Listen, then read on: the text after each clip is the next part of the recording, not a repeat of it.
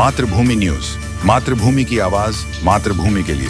જામનગરમાં તિરંગા યાત્રા યોજાઈ। ભારતના વીર જવાનોની બહાદુરીના સન્માનમાં તિરંગા યાત્રા યોજવામાં આવી। ઓપરેશન સિંદૂર અંતર્ગત ભારતીય જનતા પાર્ટી દ્વારા તિરંગા યાત્રા યોજવામાં આવી।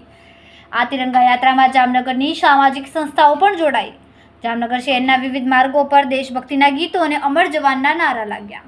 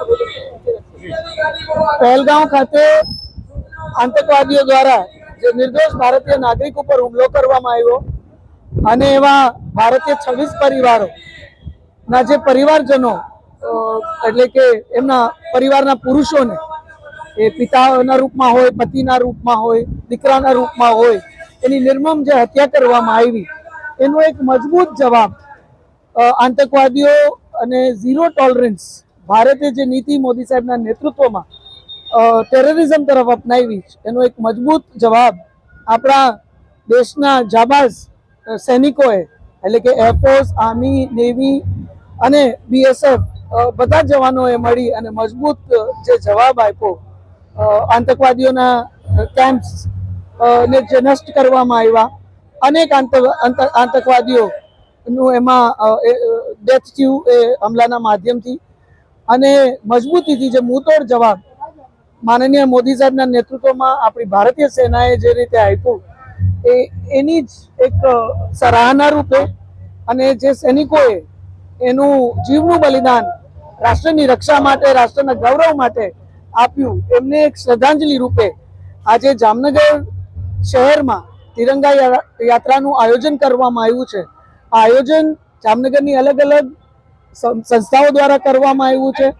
એમાં પૂર્વ સૈનિકો પણ છે, એમાં નાગરિકોની અલગ અલગ સંસ્થા છે, તમામ સમાજો, તમામ ધર્મો, એટલે કે આખું જામનગર એકજૂટ થઈ અને એમને એમના સૈન્ય પર, એમના ભારતીય આપણી હિન્દની ફોજ એટલે આપણા સૈનિકો ઉપર કેટલું એમને ગર્વ છે એ એમને સરાહના કરવા, એમને સેલ્યુટેશન કરવા, એમને એક સલામી આપવા માટે અહીંયા બધું એકત્રિત થયું છે. અને જે વીર શહીદો આ આખા ઓપરેશન દરમિયાન જે શહીદ થયા રાષ્ટ્રની રક્ષા માટે, રાષ્ટ્રના ગૌરવને જાળવવા માટે, એમને શ્રદ્ધાંજલિ આપવા માટે થઈ આ આખું આયોજન છે. આયોજનમાં તમે ઉત્સાહ જોઈ શકો છો કે નાગરિકોમાં, આગેવાનોમાં, બધા અલગ અલગ સંસ્થાના પ્રતિનિધિઓમાં એટલો એક ઉત્સાહ છે.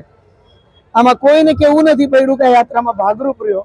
સ્વયંભૂ એ બહેનો હોય, ભાઈઓ હોય, યુવાનો હોય, એ તમામ ખૂબ મોટી સંખ્યામાં ઉમટી પડ્યા છે અને માત્ર એક જ જજ્બા સાથે, એક જ વિચાર સાથે કે ભારત સામે કોઈ આંખ ઊંચી કરીને જોશે કે ભારત ઉપર કોઈ આપદા આવશે તો સમગ્ર ભારત એક છે અને ભારત એનો મુંતોડ જવાબ આપશે. આ બદલતું ભારત છે અને હવે ભારત કોઈ પણ જાતની આવી વાત, આવું ખાસ કરીને આતંકવાદને સહન નહીં કરે.